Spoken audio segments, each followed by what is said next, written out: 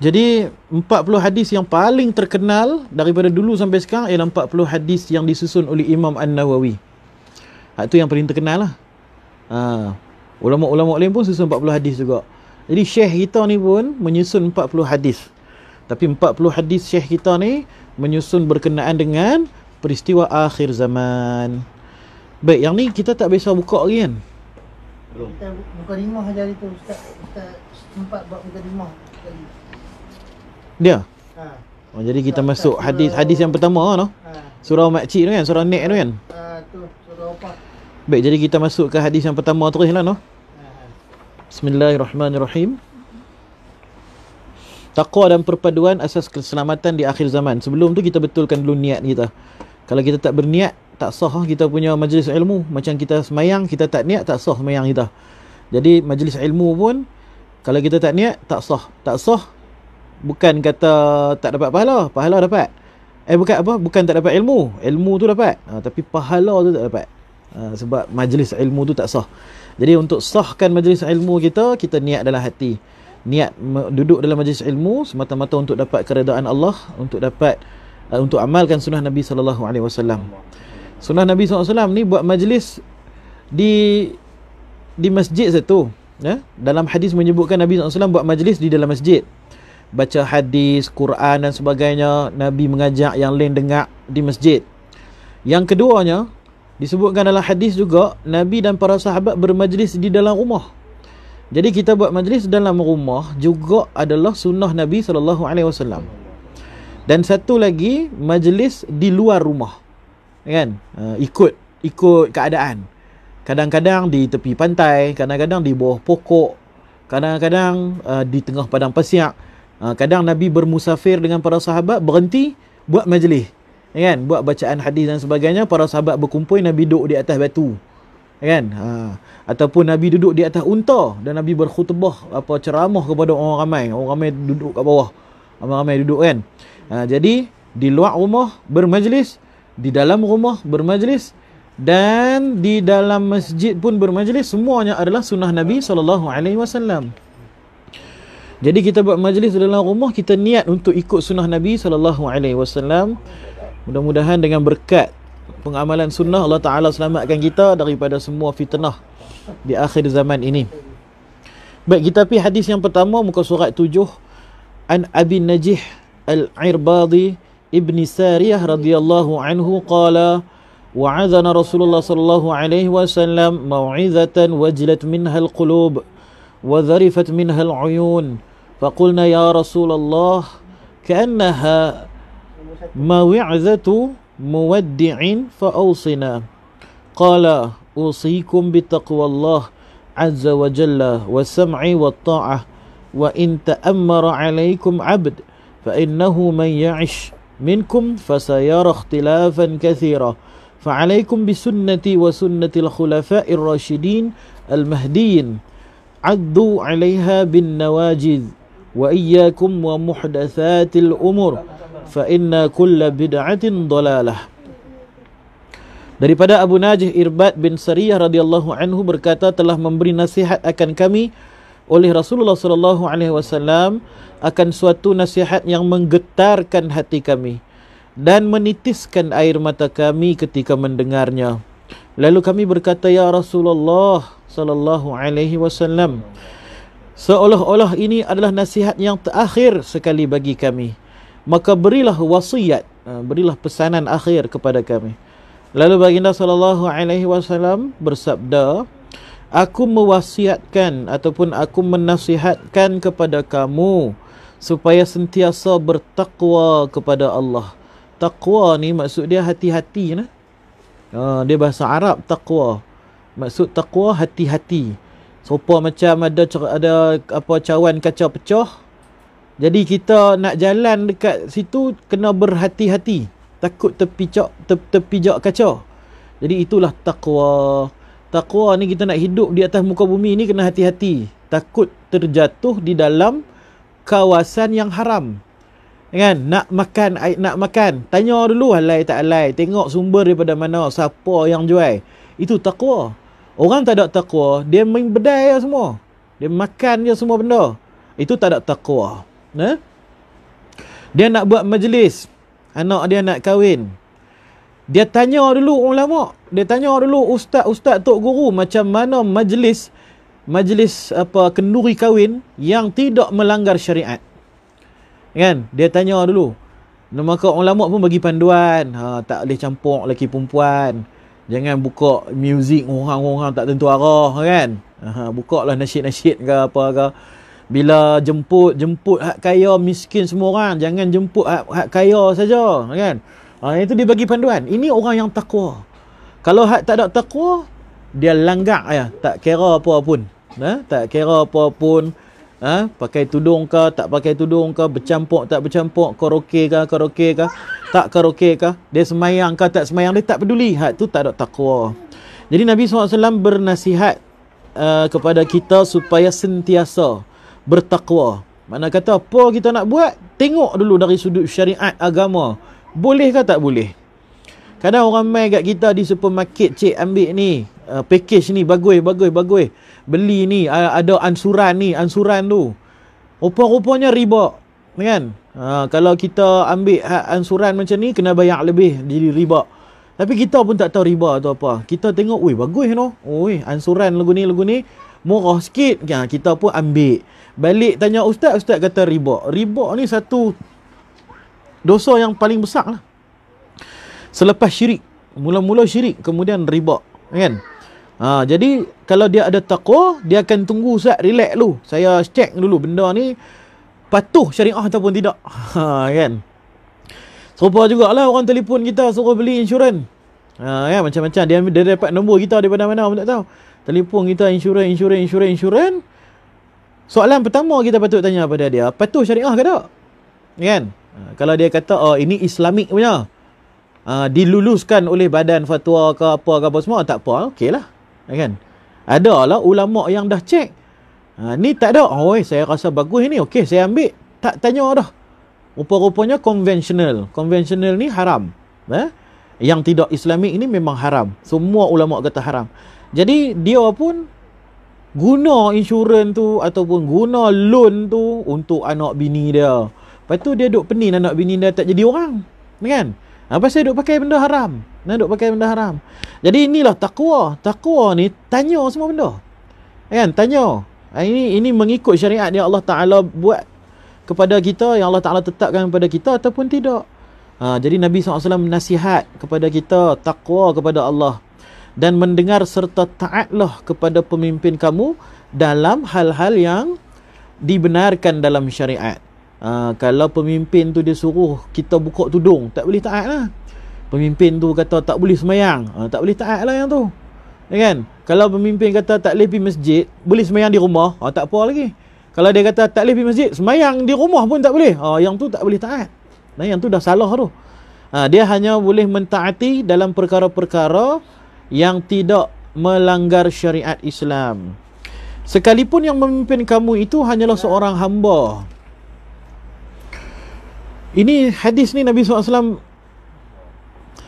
jadikan apa orang kata satu mukjizat di zaman Nabi, yang menjadi sultan-sultan ni daripada keturunan yang mulia.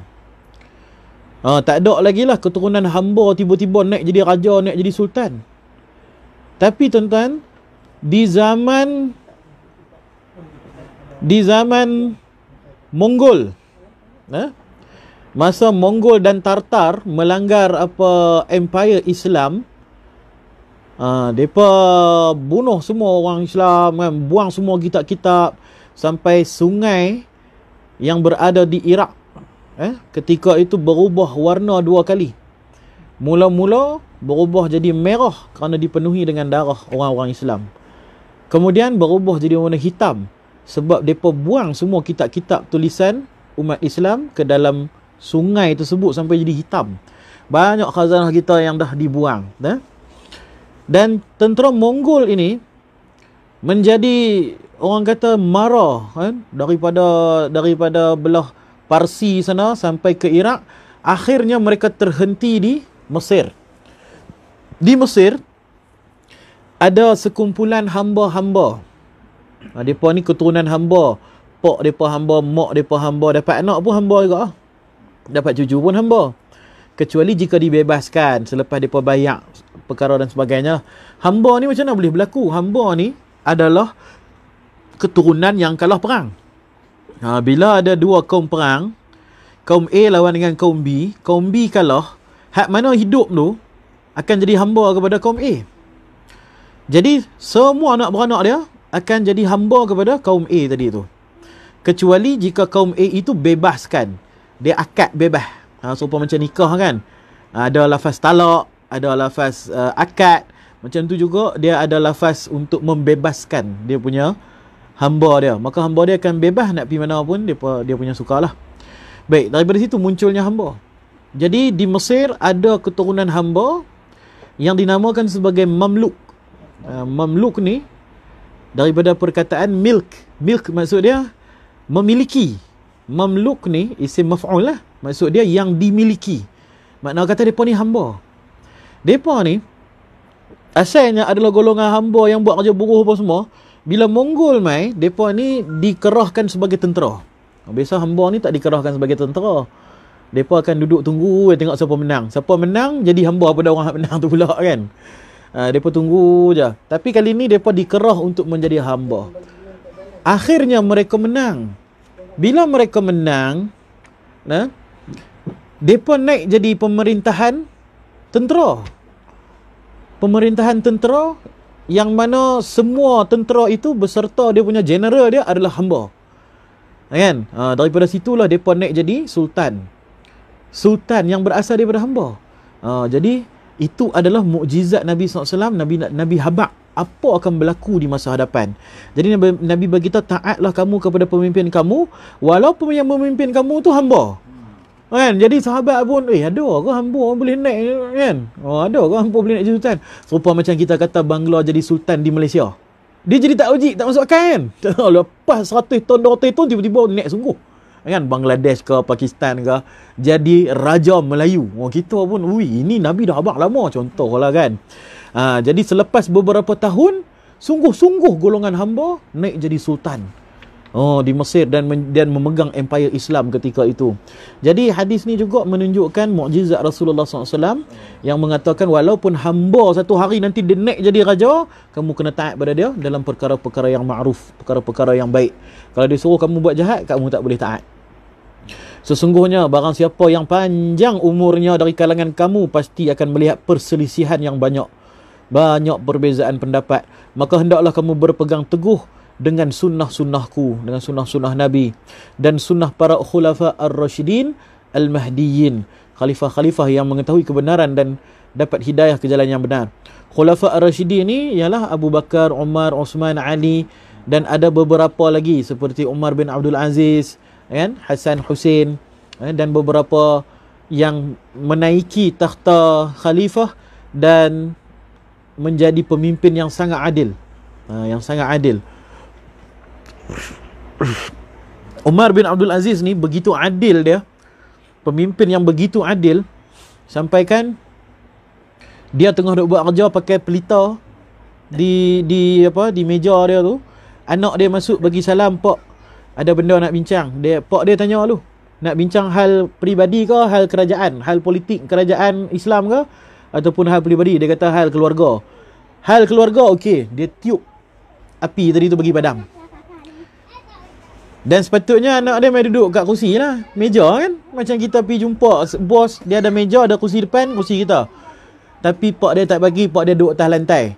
Siap angkat kapet pun semua. Duduk atas lantai, anak dia pun duduk. Anak dia kata lah, awak tak boleh duduk atas kapet, tak boleh duduk atas kursi, tak boleh pakai lampu pelita tu.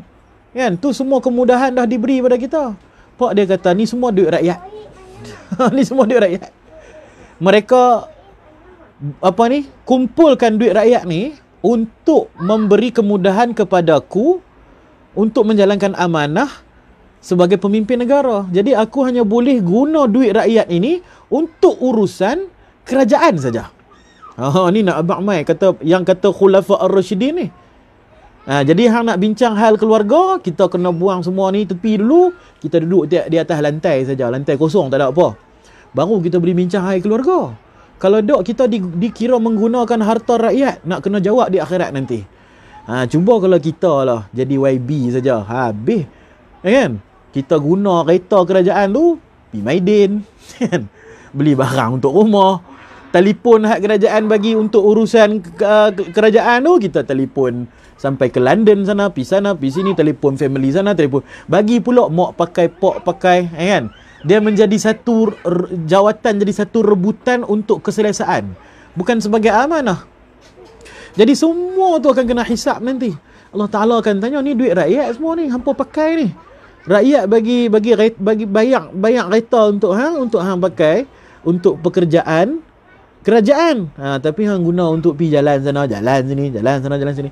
Jadi bagi seorang pemimpin, dia kalau nak ada kereta, dia kena ada 2 biji kereta. Satu kereta peribadi dia, satu lagi dia pakai kereta kerajaan. Kereta kerajaan untuk urusan kerajaan.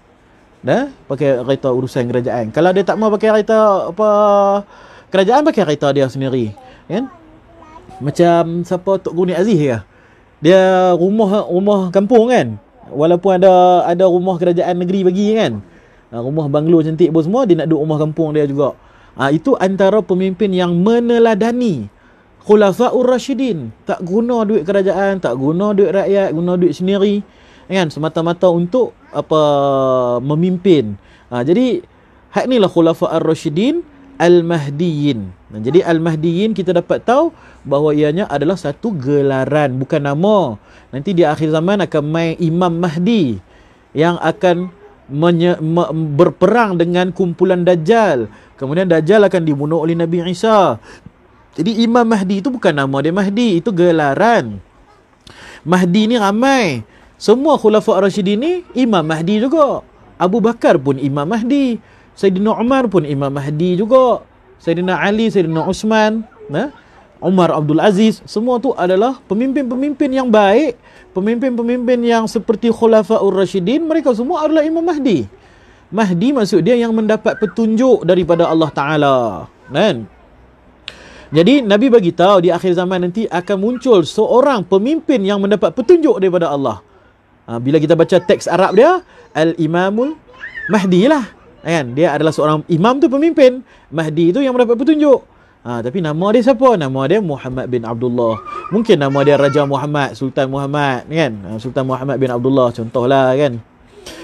Dan gigitlah sungguh-sungguh sunnah itu dengan geraham, makna kata gigit sungguh lah. Dan jauhilah perkara-perkara baru yang diada-adakan, kerana sesungguhnya tiap-tiap bid'ah itu adalah sesat. Bid'ah ini dia terbahagi kepada 2, mengikut mazhab Imam Asy-Syafi'i. Satu bid'ah yang baik, satu lagi bid'ah yang tak baik. Bid'ah ni apa? Bid'ah ni benda yang Nabi tak buat. Benda yang Nabi tak buat. Jadi ulama-ulama kata terpecah kepada 2, satu yang baik dan satu yang tak baik. Yang baik dia pecah 3 hukum. Yang tak baik pecah 2 hukum. Yang baik pecah 3 hukum, iaitu wajib, sunat dan harus. Benda Nabi tak buat tapi wajib dibuat. Benda Nabi tak buat tapi sunat dibuat. Benda tu Nabi tak buat tapi harus untuk dilakukan. Harus ni makna kata buat tak berdosa, tinggal pun tak berdosa.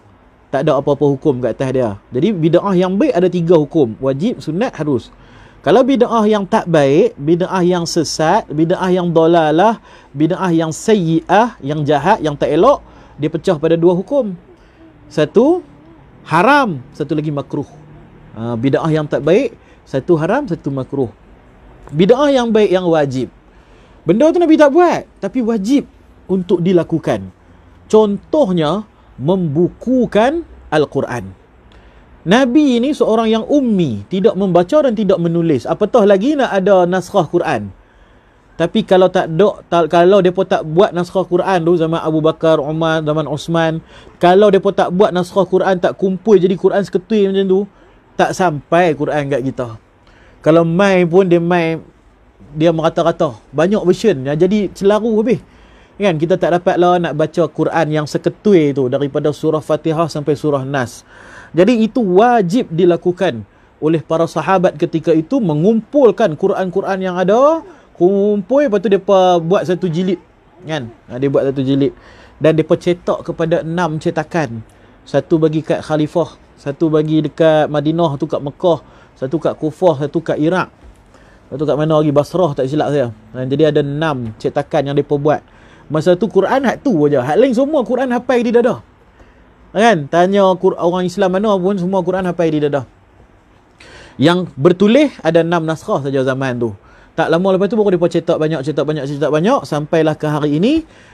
Kita di Malaysia pun ada lajnah Quran yang mentashihkan Quran. Dia cek balik satu. Dah lulus. Yang tu di bawah apa? KDN kan? Kementerian Dalam Negeri kan?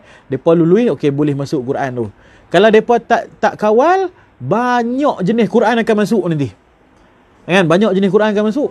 Pasal pok-pok jahat ni, pok-pok orang apa Yahudi, Nasrani, orang kafir, penyembah syaitan ni, depa ni daripada dulu cuba nak rosakkan Quran. Tapi tak boleh. Depa buatlah Quran version macam-macam mana pun kena sekat. Masuk Saudi tak boleh, masuk Malaysia tak boleh. Allah Taala pelihara. Kalau masuk sekali pun, sat saja orang jumpa. Lepas tu dilupuskan. Kan? Kerana tak ikut standard teks yang telah ditetapkan. Jadi itu bid'ah yang wajib. Bid'ah yang Nabi tak buat. Benda Nabi tak buat tapi sunat. Apa dia? Contohnya kita sambut maulid. Kan? Nabi tak buat lah. Tapi kita berkumpul, kita baca kisah-kisah Nabi, selawat ramai-ramai, buat makan-makan. Itu hukum dia sunat. Ataupun kita buat tahlil arwah. Benda tu Nabi tak buat.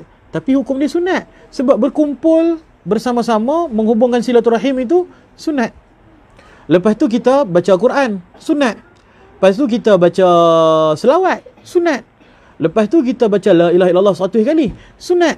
Lepas tu kita berdoa beramai-ramai, sunat.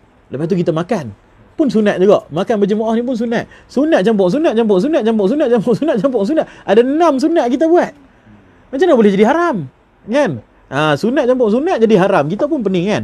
Dia tak haram lah, dia hukum dia sunat. Cuma benda secara terkumpul tu Nabi tak buat secara khusus macam tu. Bebaslah kepada kita nak buat macam mana. Kalau kita tak mau baca Quran, kita buat zikir saja, tak ada masalah. Kalau kita tak mau buat zikir, kita buat makan-makan saja. Jadi macam kenduri. Main makan saja, tak apa. Main makan, tak payah baca apa. Pun tak ada masalah. Kan? Makan berjemaah pun ibadah. Makan berjemaah pun sunnah Nabi. Jadi menggabungkan sunnah-sunnah Nabi dalam satu majlis, tidak ada apa-apa masalah. Itu hukum dia sunat. Walaupun Nabi tak buat. Itulah bid'ah yang sunat. Kalau bid'ah yang harus, bid'ah yang tak ada, Nabi tak buat. Tapi tak ada hukum apa kat atas kita. Buat tak berdosa, tinggal tak berdosa. Contohnya pakai spek mata. Harus. Bid'ah ni. Tapi harus. Kan? Pakai ni kipas angin. Kipas angin ni bid'ah. Tapi harus hukum dia. Pakai tak berdosa, tak pakai pun tak berdosa. Pakai lampu. Lampu bid'ah ni. Nabi dulu pakai api, pakai pelita. Kita pakai lampu. Kan? Bid'ah ni. Tapi dibenarkan. Macam pakai mikrofon, dibenarkan. Jadi 3 hukum bid'ah yang baik. Wajib, sunat, harus. Kalau bid'ah yang jahat, dia ada 2 hukum. Satu makruh, satu haram. Bid'ah yang makruh macam mana? Benda Nabi tak buat dan Nabi tak suka kalau kita buat, tapi tak sampai haram. Contohnya, kita makan minum pakai tangan kiri. Makan dan minum pakai tangan kiri dilarang oleh Nabi. Nabi suruh makan dengan tangan kanan. Kul biyaminik. Makan dengan tangan kanan kamu. Kalau kamu makan dengan tangan kiri, nanti syaitan ikut makan dengan kamu. Tapi hukum dia tak haram. Habis-habis pun makruh lah. Ianya adalah bid'ah. Tetapi tidak diharamkan oleh Rasulullah, maka ianya termasuk dalam bid'ah yang makruh. Termasuk bid'ah yang makruh juga bila kita baca orang baca selawat, kita tak baca sallallahu ala nabi umi. Contoh orang sebut Nabi Muhammad, dia tak sebut sallallahu alaihi wasallam. Dia tak berselawat selepas nama Nabi. Makruh. Kan? Sebab Nabi suruh. Tak ada lah sampai haram. Lagi orang malaikat tanya masuk neraka pasal apa? Tak selawat selepas disebut nama Nabi. Jadi dia tak apa-apa nak logik lah. Takkanlah benda kecil macam tu nak masuk neraka. Kan? Jadi ulama kata tak ada lah sampai masuk neraka, tetapi ianya dibenci oleh Allah dan Rasul. Sebab bila Allah dan Rasul sendiri pun berselawat ke atas Rasulullah, kita disebut nama Rasulullah, tak sebut sallallahu alaihi wasallam. Jadi kita disunatkan secara ditekankan supaya menyebut selawat ke atas Nabi apabila mendengar nama Rasulullah sallallahu alaihi wasallam. Dan tu yang makruh kan. Yang haram adalah semua benda hak Nabi tak buat dan berlawanan pula dengan syariat. Contohnya dia semayang subuh 3 rakaat. Dia kata saya duk semayang 2 rakaat ya, saya tambah 1 rakaat nak dapat pahala lebih sikit. Walaupun dia rasa benda tu bagus, tapi benda tu adalah bid'ah yang haram. Benda tu Nabi tak buat dan Nabi haramkan. Sebab ibadah-ibadah ini telah ditetapkan ketetapan dia. Kalau ibadah tu tak ditetapkan ketetapan, maka bolehlah kita nak tambah bilangan ke apa ke, nak buat masa bila ke, tak ada masalah. Nah, sebab ibadah ni dia terbahagi kepada 2 kumpulan. Satu masnun, satu lagi ghair masnun. Ibadah masnun ialah ibadah yang Nabi telah tetapkan. Contohnya semayang 5 waktu dah tetap dah. Semayang subuh 2 rakaat, semayang zuhur 4 rakaat, semayang asar 4 rakaat, semayang maghrib 3 rakaat, semayang isyak 4 rakaat. Itu tak boleh ubah dah lah. Tak boleh lah buat semayang isyak 5 rakaat. Tak boleh dah. Hak tu masnun, itu dah disunatkan, itu dah disunnahkan oleh Rasulullah SAW, dah ditetapkan. Kalau ibadah yang belum ditetapkan, contohnya berzikir secara umum, subhanallah, ikutlah nak buat berapa pun, kan? Kita tengah duk masak, baca subhanallah walhamdulillah, ikut radio sekali kan, wala ilaha illallah wallahu akbar. Tak ditetapkan. Tak ditetapkan. Jadi masa kita masak kita boleh zikir, masa kita tengah bawa kereta kita boleh zikir, tengah sapu sampah kita boleh berzikir, sebab tak ditetapkan. Serupa macam semayang hajat tak ditetapkan. Jadi boleh nak buat masa malam pun boleh, nak buat lepas maghrib boleh, buat lepas isyak boleh, buat lepas zuhur boleh. Jangan buat lepas asar dengan lepas subuh, sebab 2 tempat tu tak boleh semayang sunat. Jadi semayang hajat adalah ibadah yang tidak ditetapkan oleh Rasul. Jadi bebas kita nak buat masa bila pun, nak buat sampai 100 rakaat pun boleh. Tapi kalau solat sunat yang ditetapkan oleh Rasul, contohnya semayang duha. Semayang duha tak boleh buat waktu malam, kan? Sebab ianya semayang sunat yang telah ditetapkan oleh Nabi. Jadi Nabi dah tetapkan semayang duha mesti buat waktu pagi, pukul 8 pagi, 9 pagi, buat semayang duha. Jadi kita tak boleh lah buat semayang duha lepas maghrib, kan? Itulah apa yang dikatakan bid'ah tadi tu. Kalau dia pergi buat bid'ah pada macam dia buat semayang duha pada waktu malam, dia jadi makruh, kan? Dia jadi makruh, dia tak ada lah sampai haram. Kalau dia menambah syariat, jadi semayang subuh jadi 3 rakaat ke apa ke, yang mengganggu perkara-perkara yang wajib, barulah jadi bid'ah yang haram. Jadi Nabi SAW pun beritahu berhati-hati dengan perkara baru, kerana setiap perkara baru itu adalah sesat. Setiap perkara yang bid'ah itu adalah sesat. Setiap perkara bid'ah di sini merujuk kepada bid'ah yang dolalah, bukan bid'ah yang baik. Bid'ah yang baik itu tidak ada apa masalah baginya. Bid'ah yang jahat, Nabi suruh berhati-hati. Dan kalau orang nak buat apa benda yang pelik-pelik, cek dulu benda tu boleh ke tak boleh, kan? Baik. Ini keterangan dia di sini mengandungi pesanan yang sangat berharga dari Rasulullah buat umat, terutama bagi mereka yang berhadapan dengan zaman penuh kekacauan dan perselisihan. Oleh itu, siapa mahu selamat, maka hendak ia mengikuti jalan yang telah dibawa oleh Rasulullah seperti disebut dalam hadis ini. Pertama, hendaklah sentiasa bertakwa pada Allah. Yang kedua, mematuhi arahan pihak yang menguruskan hal-hal berkaitan dengan kaum muslimin, iaitu pemimpin kita lah, kan? Selama mereka berpegang teguh pada Al-Quran dan Sunnah.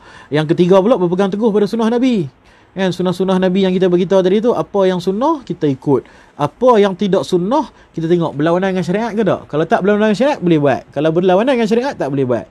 Ya, yang keempat itu menjauhi perkara bid'ah lah, bid'ah dalalah, bid'ah yang sesat, iaitu fahaman-fahaman dan amalan-amalan yang dimasukkan ke dalam agama Islam yang telah sempurna, padahal tidak ada dalil atau asal dan contoh dari agama.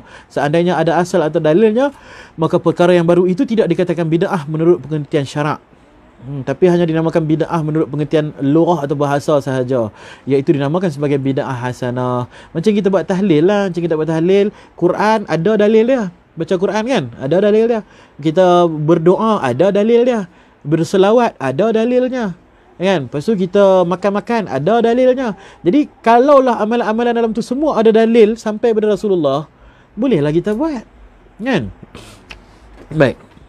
Hadis yang kedua, an Ummil Mukminin Zainab binti Jahash radhiyallahu anha qalat inna Nabiy sallallahu alaihi wasallam dakhala 'alayha fazi'an yaqulu la ilaha illallah wailun lil arab min syarri qad iqtarab futiha al-yawm min radmi ya'jud wa ma'jud mithla hadhihi wa halaqa bi usbu'ihi ibhami wallati taliha.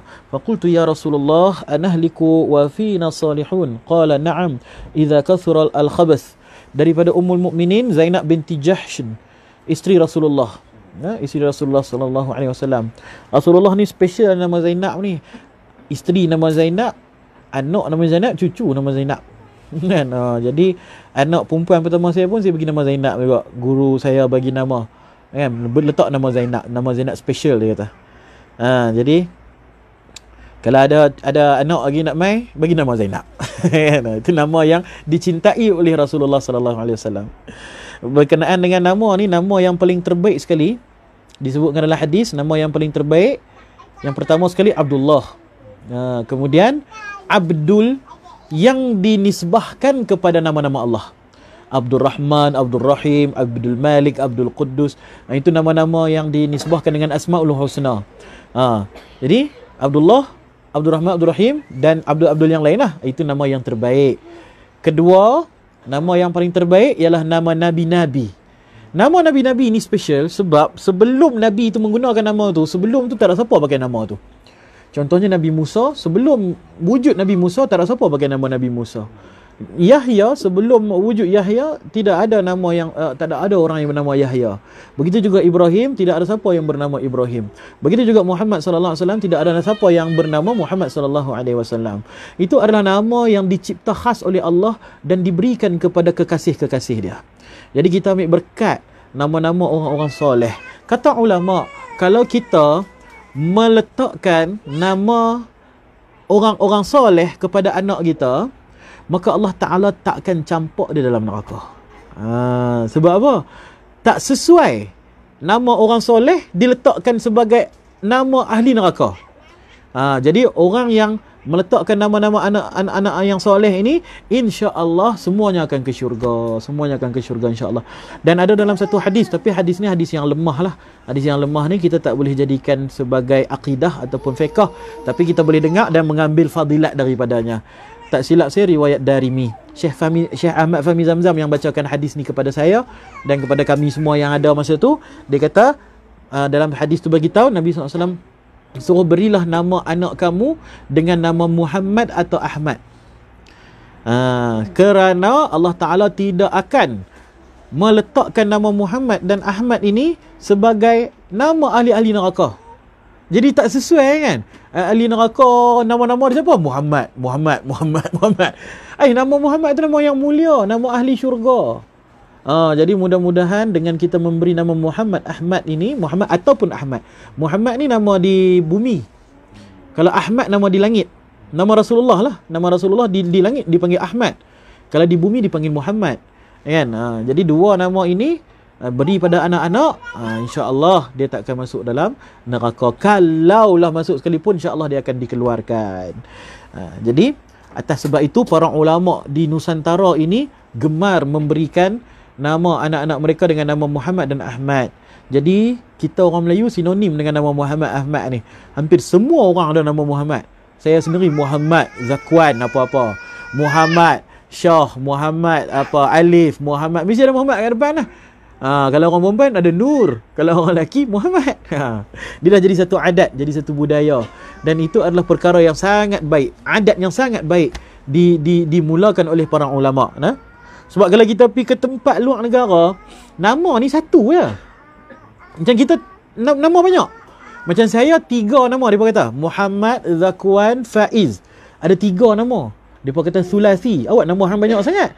Depa duk ingat Muhammad ni nama saya, Zakwan nama pak, Faiz tu nama tok. Sebab adat orang Arab dulu tu, nama mesti satu je. Jadi kalau sebut 3 nama, bermakna disebut nama dia, sebut nama pak dia, sebut nama anak dia, sebut nama atuk dia. Kan? Jadi saya abanglah, kami di Malaysia nama kami biasa 2 atau 3. Hak pelik sikit 4. Hak lagi pelik 5. Dia sanggup pun nama dia anak dia sampai 5. Kan? Apa nama Muhammad, apa Putra Muhammad, apa Syahrul Nizam Adam contoh. Panggil apa? Am. Nama sampai 5. Nama Am saja, kan? Ataupun Mat, kan? Panggil Mat saja. Jadi tak guna dibuh nama banyak-banyak sekadar untuk dalam IC. Jadi bila kita bubuh nama anak, panggil nama anak itu dengan nama yang penuh. Macam tok saya, kalau dia bubuh nama, anak-anak semua dia panggil nama penuh. Kan, kalau Abdul Rahman dia panggil Abdul Rahman. Dia tak panggil Man. Dia panggil Abdul Rahman. Kalau Abdullah dia panggil Abdullah. Dia tak panggil Allah. Kita suka pendek-pendekkan nama kan. Jadi bagus kalau kita panggil nama penuh. Sebab nama penuh ni dia satu doa kepada orang yang kita sebut nama dia. Baik. Pada satu hari Rasulullah SAW masuk ke dalam rumahnya dengan keadaan takut sambil bersabda, La ilaha illallah.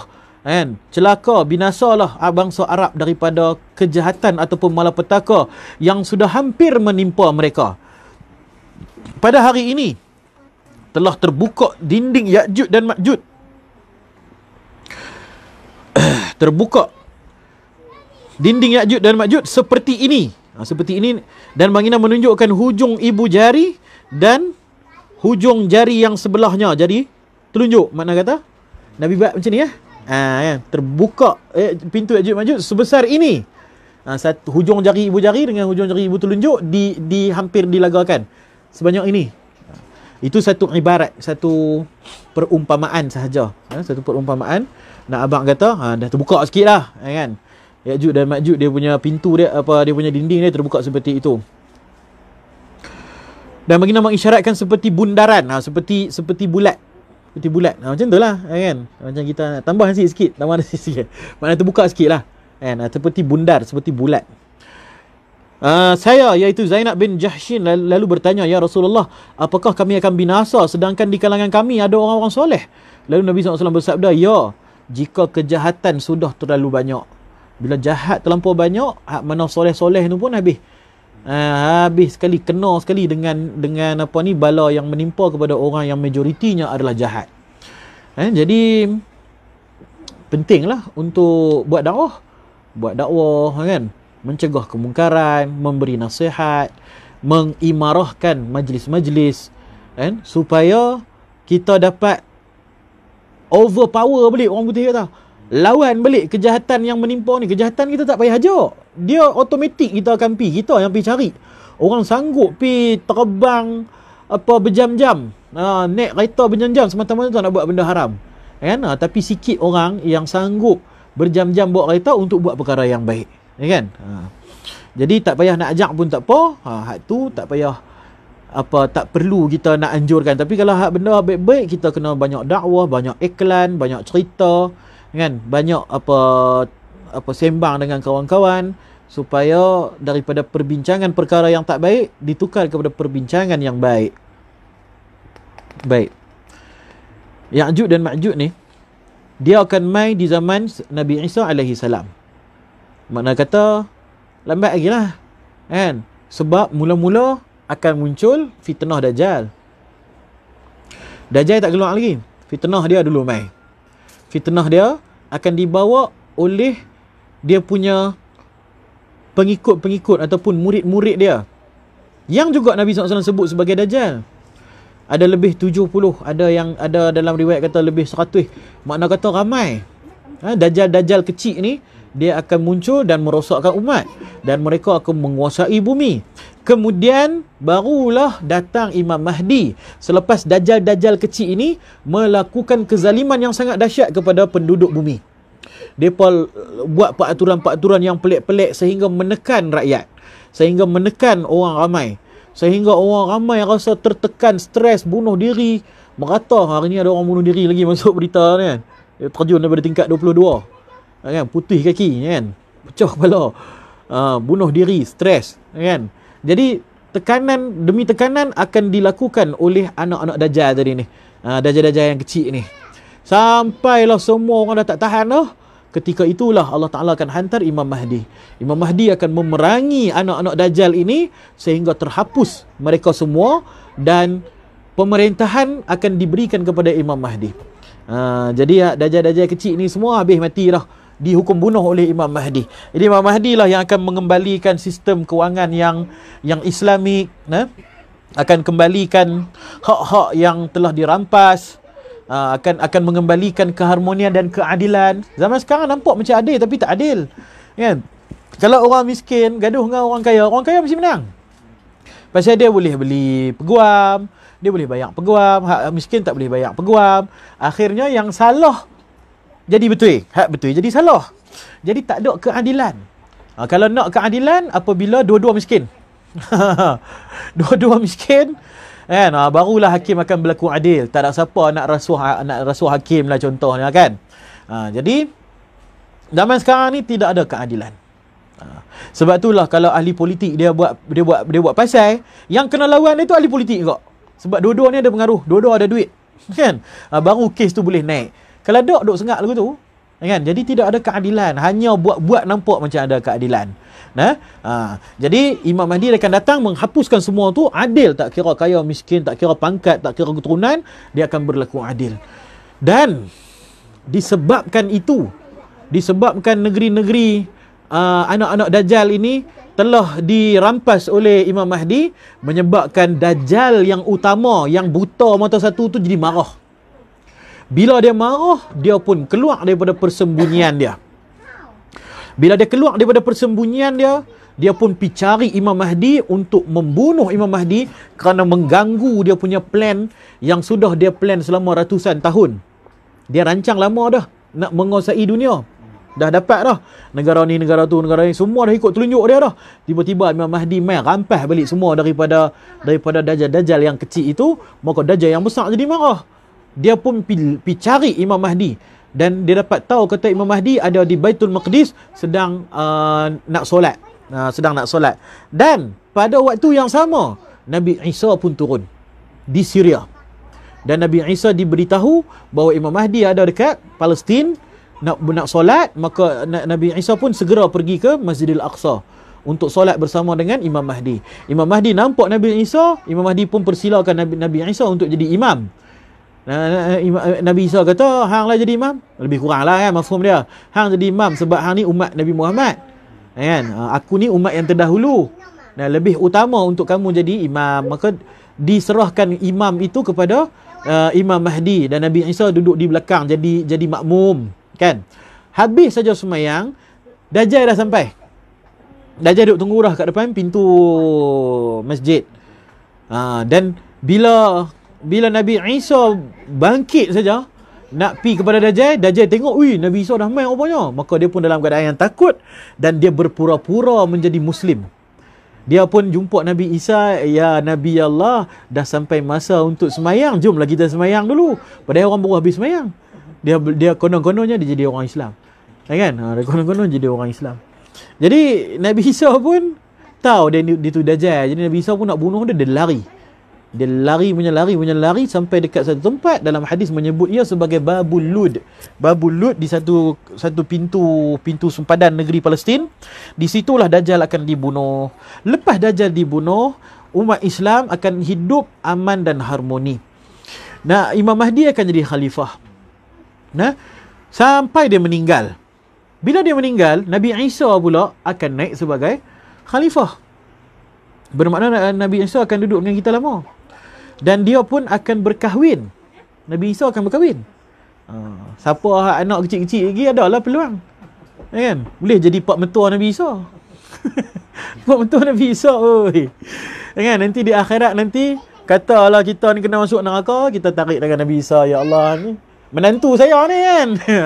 Ya Allah Ta'ala pun bagi mudah lah, kan. Dapat jadi menantu, dapat jadi pak mentua Nabi Isa.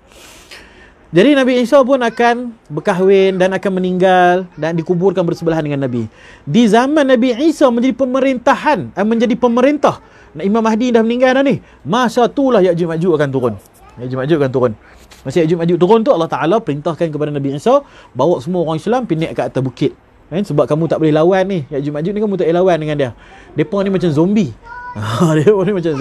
Dia main habis, memang tak boleh nak lawan, tak boleh nak buat apa. Jadi pergi lari naik ke atas. Dan akhirnya Allah mematikan Ya'juj Ma'juj ini dengan wabak. Allah Ta'ala akan turunkan satu wabak yang menyebabkan semuanya akan jadi sakit di telinga, di hidung, di biji mata, keluar darah apa semua, dan mati bergelimpangan. Dan menyebabkan seluruh bumi menjadi sangat busuk kerana bangkai Ya'juj Ma'juj ini memenuhi bumi. Ya'juj Ma'juj ni sangat ramai. Nisbah dia 9991. Kita lah ni ada 7 bilion manusia. Ya'juj Ma'juj 999 kali ganda. Punya ramai. Jadi penuh setiap sudut di atas muka bumi ini dengan mayat daripada bangkai daripada Ya'juj Ma'juj. Atas sebab itu depa nak turun tak jadi turun busuk sangat, naik balik ke atas buat sembahyang hajat bersama dengan Nabi Isa supaya Allah Taala hilangkan masalah ni daripada depa. Maka Allah Taala pun datangkan burung. Datangkan burung yang sangat banyak, dan burung tu pi angkat bangkai Ya'juj Ma'juj ni pi buang dalam laut. Buang dalam laut semua sampai bersih bumi ni. Selepas bersih bumi ni, Allah Taala perintahkan langit turunkan hujan 40 hari 40 malam. Lepas turun 40 hari 40 malam hujan, maka ketika itu bumi berkilat balik, bersih balik, wangi balik, dan tumbuh pokok-pokok. Sebelum tu dah kena tebang habis, dimusnahkan oleh Ya'juj Ma'juj, kena tarah habis, jadi macam padang pasir Kita duk hijau elok, mai Ya'juj Ma'juj dia sapu habis semua. Dan bila selepas 40 hari hujan tu, Allah Taala tumbuhkan balik bumi ni dengan tumbuhan yang begitu berkat. Sampaikan tumbuhan yang tumbuh selepas 40 hari punya hujan itu begitu berkat, keluar buah yang besar-besar. Buah yang sangat besar. Dalam hadis beritahu, sebiji buah delima cukup untuk satu kampung. Sebiji buah delima, buka dengan ada banyak kan. Buah delima dengan ada banyak biji. Sebiji tu cukup makan sekampung. Makna kata dia besar sungguh. Seorang ambil sebiji buat balik rumah, makan tak habis. Makan biji yang kecil tu buat balik rumah. Tapi makan rumah tak habis. Satu kampung cukup. Nak Abang Mai kata punyalah besar dan berkat zaman ketika itu. Jadi Ya'juj Ma'juj punya cerita panjang lagi. Tapi Nabi nak Abang Mai kata Ya'juj Ma'juj punya dinding dah terbuka sikit dah. Jadi dekat sangat dah lah. Ya'juj Ma'juj ni cerita dia last sekali. Tapi bila Nabi bagi tahu dah terbuka tu, makna kata dah dekat dah lah. Link semua akan berlaku dengan cepat. Kan? Link semua akan berlaku dengan cepat dan akan sampai juga cerita kita ni sampai ke Ya'juj Ma'juj tadi tu. Baik, keterangan hadis di atas menerangkan bahawa apabila di satu tempat atau daerah sudah terlalu banyak kejahatan, kemungkaran dan kefasikan, maka kebinasakan akan menimpa semua orang. Oleh itu, segala jenis kemungkaran dan kefasikan hendaklah dibasmikan, hendaklah dicegah kemungkaran. Kita kena dakwah, kita kena banyakkan majlis-majlis yang mengajak kepada Allah, majlis-majlis yang mengingati Allah, supaya majlis-majlis yang tak ingat Allah ni akan terhapus. Dalam hadis di atas, walaupun disebutkan secara khusus tentang bahasa Arab, tapi yang dimaksudkan adalah seluruh bangsa di atas muka bumi ini.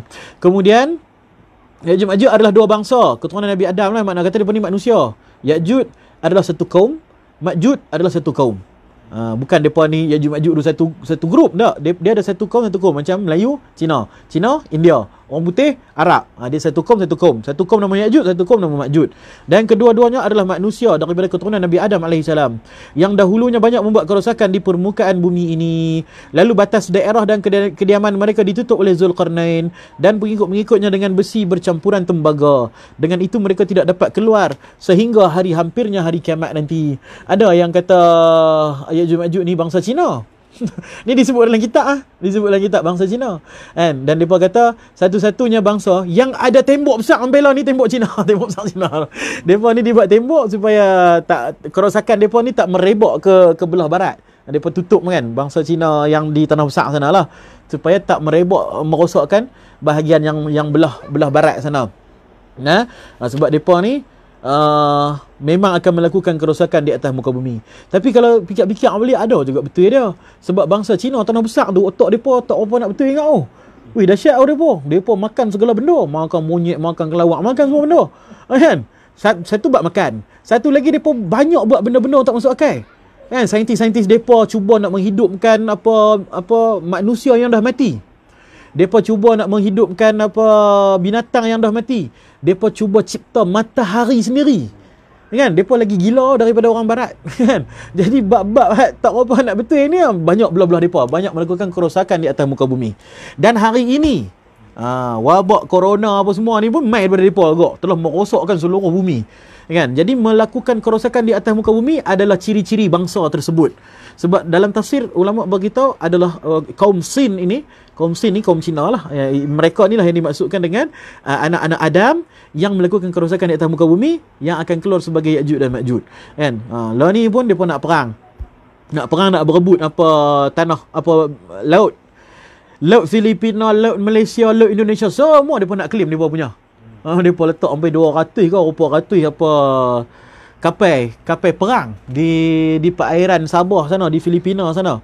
Nak claim kita duduk lama dah kan, tu perairan kita, tapi depa tak mau, depa nak semua. Depa buat laluan sutera kan. untuk kuasai ekonomi di seluruh dunia supaya barang-barang mereka sampai mudah ke setiap negara. Jadi negara-negara lain yang mengeluarkan yang ada kilang terpaksa tutup kilang lah.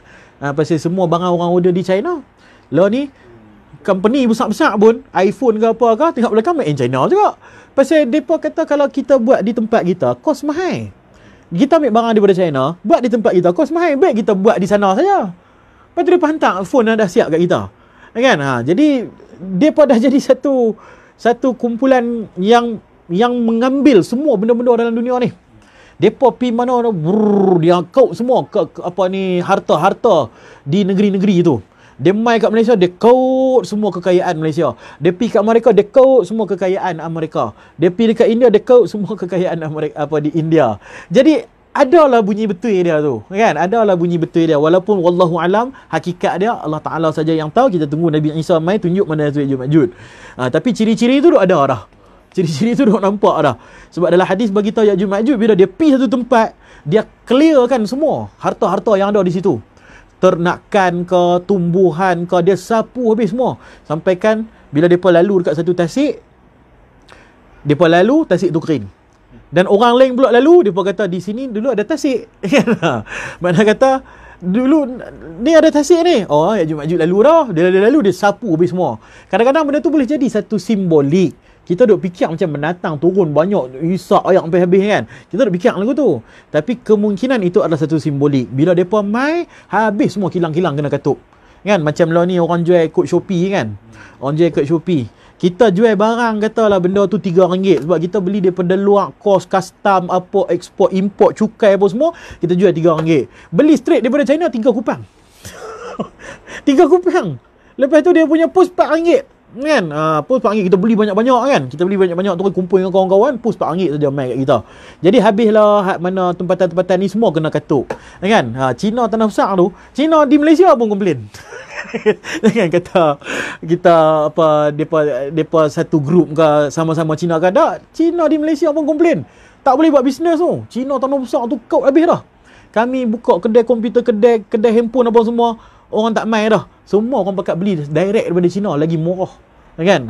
Macam tu. Kan? Jadi boleh jadi depa ni Ya'juj Ma'juj dia sapu habis, dia rosakkan habis ekonomi semua orang kan. Wallahu alam.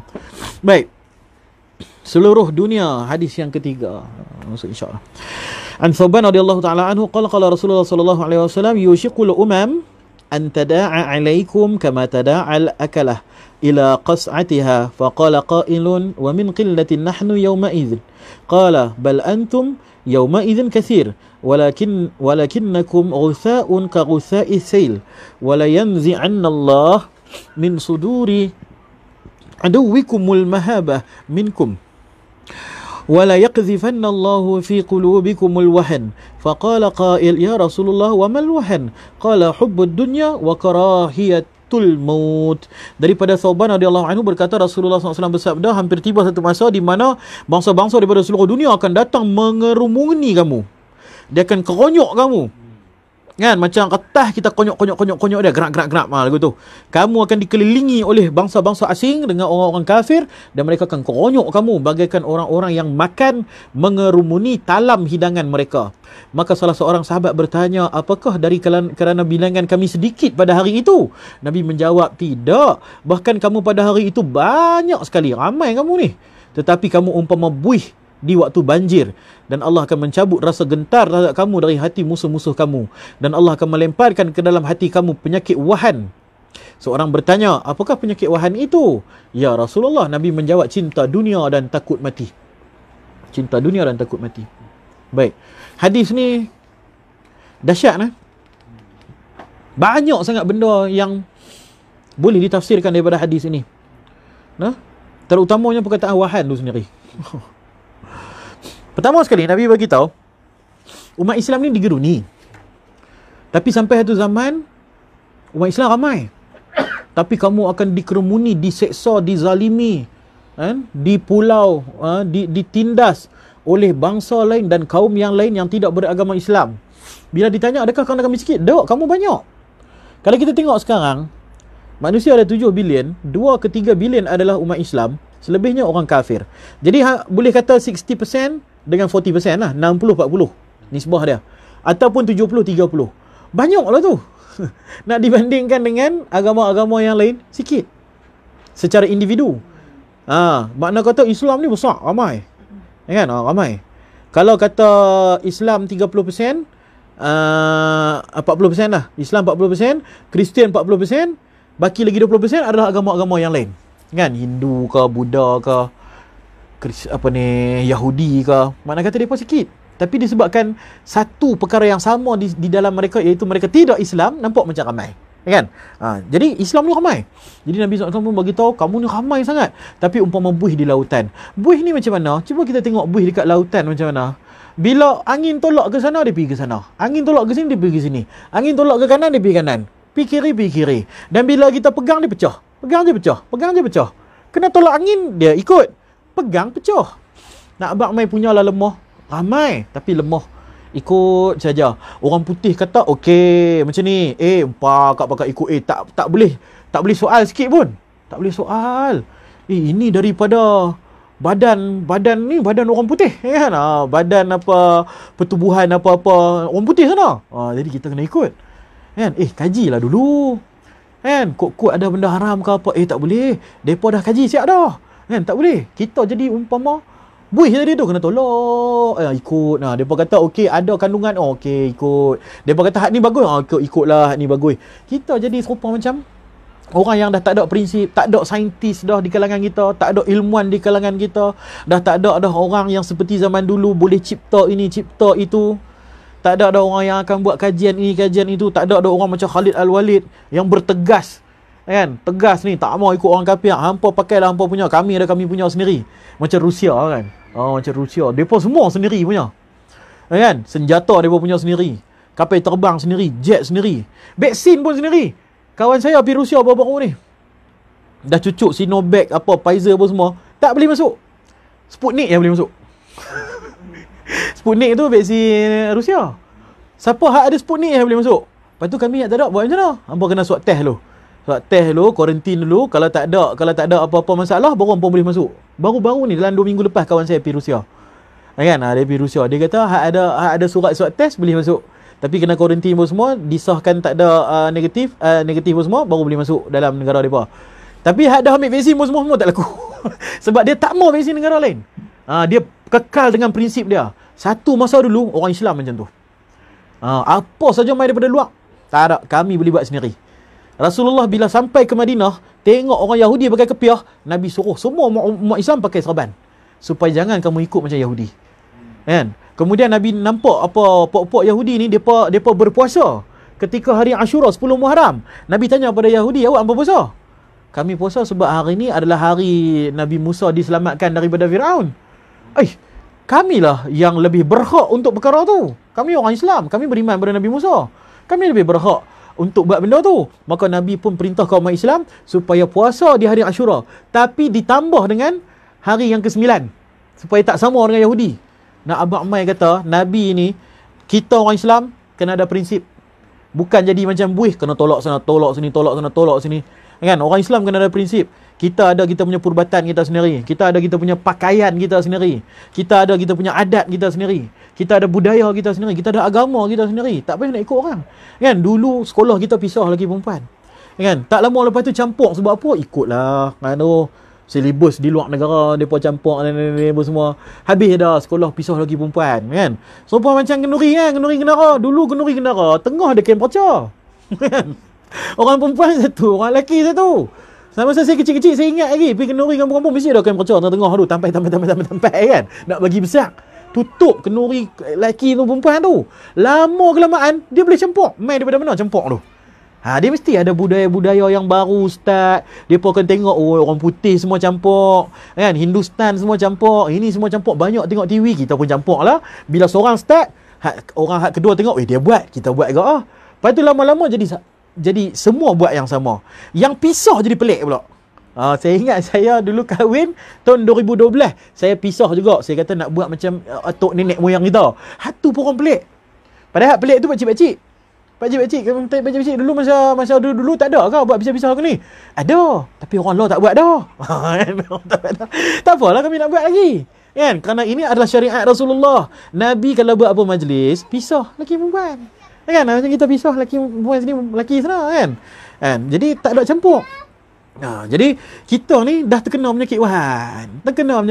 Kita dah terkena, dah jadi seperti buih-buih di lautan. Ditolak sana, ditolak sini, ditolak sana, ditolak sini. Dan apa yang menarik kan tentang hadis ni ialah perkataan wahan tu sendiri. Para sahabat Nabi ni, dia takkan bertanya kalau benda tu bukan perkataan bahasa Arab ataupun perkataan yang umum disebut dalam bahasa Arab.